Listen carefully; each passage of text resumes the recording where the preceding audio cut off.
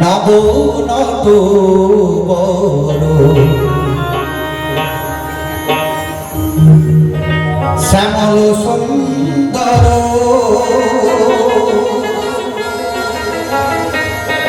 নব নত বড়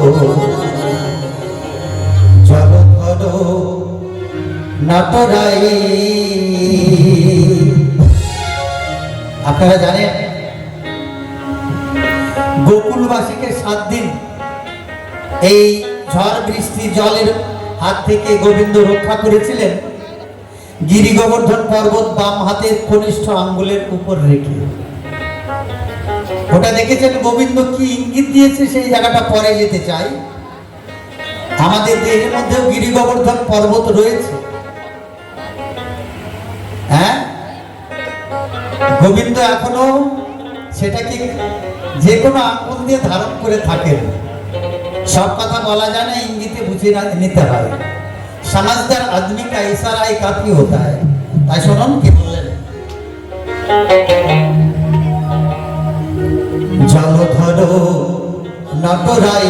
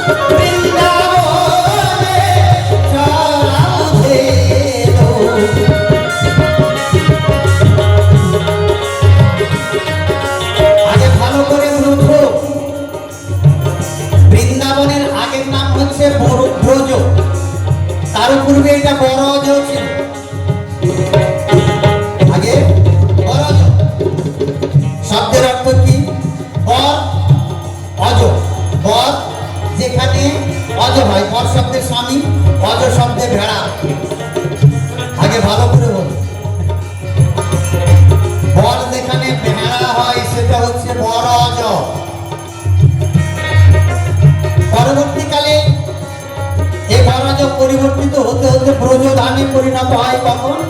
যখন ভয়ের অপালা যুক্ত হয় তখন হয়ে যায় ব্রজ। কখন এসে অপালা যুক্ত হয় না? 11 বছর 11 মাস 27 দিন পরে খেলা করে ব্রহ্মা বিষ্ণু মহেশ্বর, তাই না? ত্রিবেণীর ঘাটে নিত্যানন্দ পাঁঠা কাটে অদ্বৈত তার ধরে পায়, সেই রক্ত মাংসে গৌর হরি আমার গড়াগড়ি যায়। জয় জয় রাধা গোবিন্দ প্রেমানন্দে, হরিবল হরিবল হরিবল। তাহলে বাউল মনে করেন যা বিশ্ব ব্রহ্মাণ্ড ভাণ্ডে রয়েছে, শুধু গুরু আশ্রিত হয়ে আপনি জেনে নিন, কর্ম করুন। পরবর্তীকালে এখানে ব্রজধামে পরিণত হলো। ব্রজ, এটাই বৃন্দাবন। বোঝা গেল? তুমি হরি ব্রজের কারণ, বৃন্দাবনে চরাও ধেনু।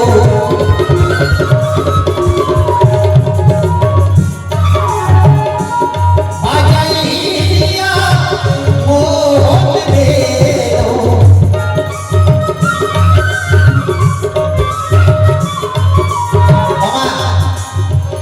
গোবিন্দ, রাধা গোবিন্দ এখানে যুগল রূপ আছে, আপনারা দেখতে পাচ্ছেন।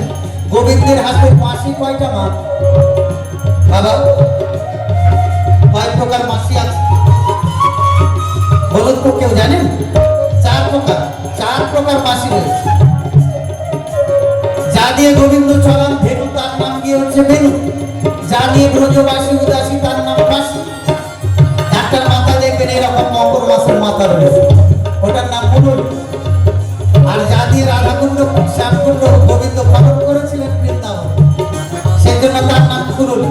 প্রত্যেকটা মাসির পরিমাপ আছে মা, আর দিয়ে দিয়েছে আমাদের সংসার মাসি। প্রত্যেকটা সংসারে আছে। বাবাদের কাছে মাসিগুলো দিয়েছে গচ্ছিত। কত আঙ্গুল? 4 আঙ্গুল মোর কুরুলি, যা রাধাকুণ্ড শ্যামকুণ্ড পূরণ করেন। কত পরিমাপ? 4 আঙ্গুল। এটা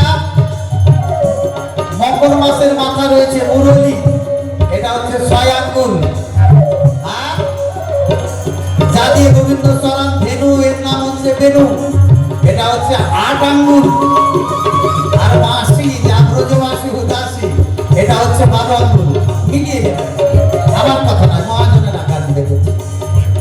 হ্যাঁ, বাজাইয়া মোহন ধেনু।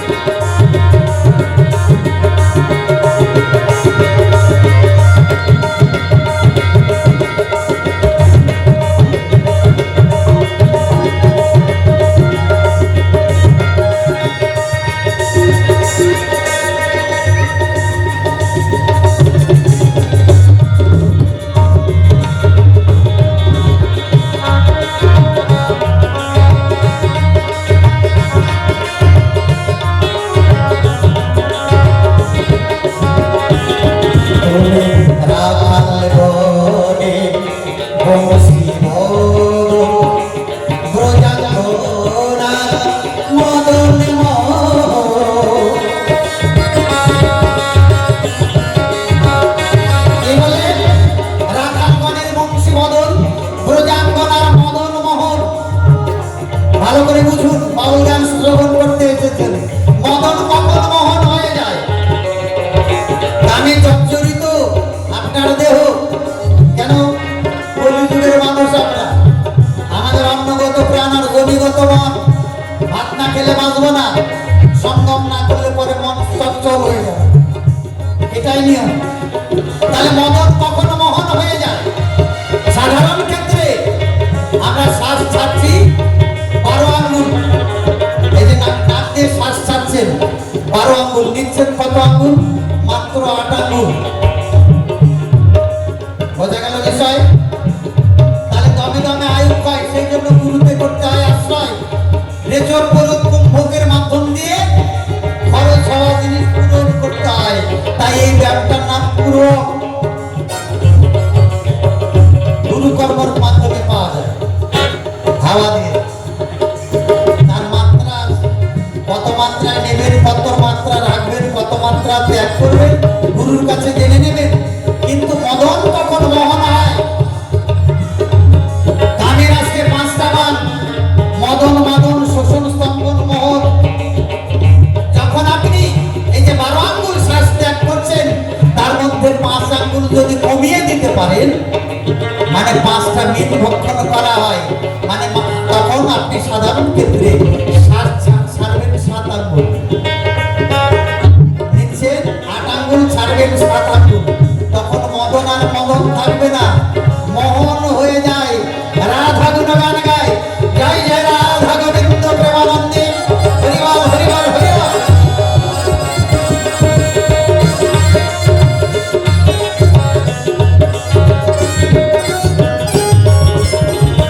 তুমি রাখাল বনে তুলসী বাদল, ব্রজঙ্গনা মদন মোহন।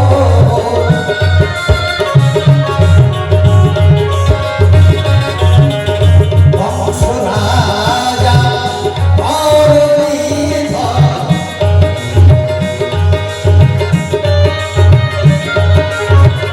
বংশ রাজা মুরলীধর, পূর্ব বিন্দু মথুরায়। বাবা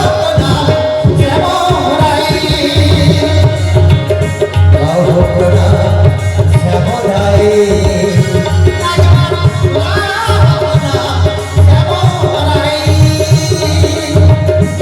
জয় জয় ভগবান প্রেমানন্দ, হরিবল হরিবল হরিবল।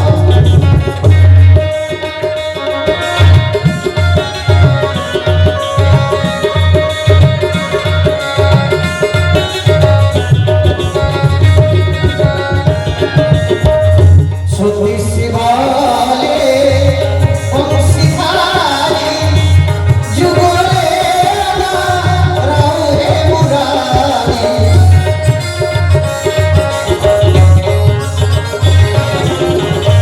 তাহলে রাধা গোবিন্দের যুগল দর্শন করা যায়? হ্যাঁ মা, করা যায়। 100 টাকা দান করলো, দেশে একজন শিশু তাকে কৃপা করবে। স্বর্গের অষ্টবসু লেখাপড়া শিখে যেন অনেক উন্নত পায় স্থান, রাখতে পারে যেন পিতা মাতার দেশের দশের মান, হয় যেন অনেক বিদ্যান। এই আশীর্বাদ জানালাম। জয় গুরু। তাহলে সসিন্ধু পার সে বন্ধু দাও, সসিন্ধু মানে নিজের যতগুলো সিন্ধু আছে, সপ্ত সাগর, এটা পাড়ি দিয়ে যেতে হবে। দ্বিদল পার করে পিতৃসত্তা বস্তু রক্ষা করলেই গোবিন্দকে লাভ করা যায় না। এটাকে জাল করতে হয় প্রাণায়ামের মাধ্যমে। দুধ জাল করে যেরকম ক্ষীরে পরিণত করবেন, পিতৃসত্তা বস্তু জাল করলে বিন্দুতে পরিণত হয়। কেন জানেন? যে রক্ষা করে পিতৃধন, আর তারপরে যখন মানে প্রাণায়ামের মাধ্যম দিয়ে এটাকে জাল করে। হ্যাঁ, এই পিতৃধনের উপর আমার হরিধন বিরাজ করে। পিতৃধনের উপর হরিধন বিরাজ করে, নিয়ে রসময় রাসেশ্বরী আমার গোবিন্দ মহারাজ করে। জয় জয় রাধা গোবিন্দ প্রেমানন্দে, হরিবল হরিবল হরিবল।